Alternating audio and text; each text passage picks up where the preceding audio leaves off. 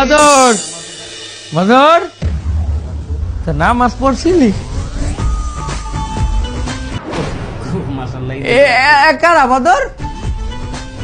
আমার অফিসের colleague engineer কাকু। ও তোর অফিসে?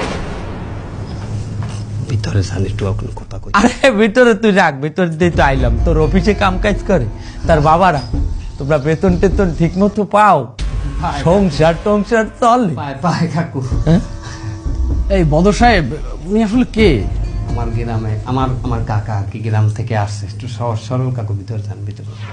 আরে রাখ তোর ভিতরে, ভিতরে যেমন তুই খালি আমার ভিতরে ভিতরে খেদাও। খেদাইলে তোর এই হাউরি রে খেদা। দেখ হে এই বেগানা পুরুষের সামনে দেখ এই কি করিয়ে এনে বই দিস।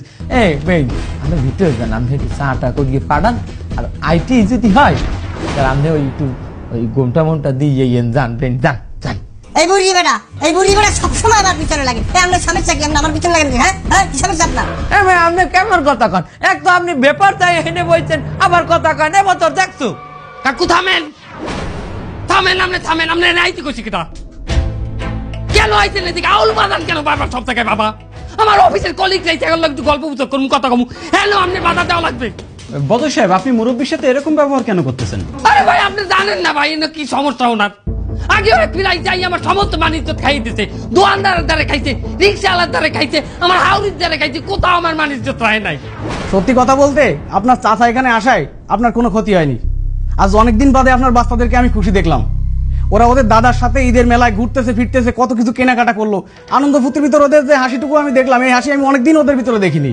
শুধু তাই না বদর সাহেব, আপনার বাচ্চা দুইজন আজকে ঈদগাহ ময়দানে গিয়ে নামাজ পড়ছে।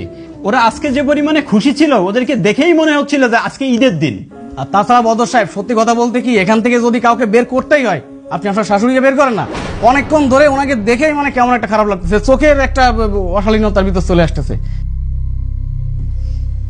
কাকু খারান, আমার মাফ করে দিন কাকু। আমি বলতে পারছি আমার কাকু আমার লোকে কি করছে। আমি কম মিদ্যে কি হয়ে গেলে আমি এনে থাকতে থাকতে অগ মধ্যে কাকু আমার মাইন্ডে তো হয়েছে। আপনি কিছু মনে করবেন না কাকু, আপনি যাইবেন না। ওরে বদর তুই থাম, তোর উপরে আমি বিন্দু মাত্র রাগ হই নাই। এবার হন, আমরা যদি গুড়াগাড়ার এই ঈদের গুরুত্ব না বোঝাই, ওরা তো আস্তে আস্তে ঈদ কি জিনিস ভুললেই যাইবে। ওরা তো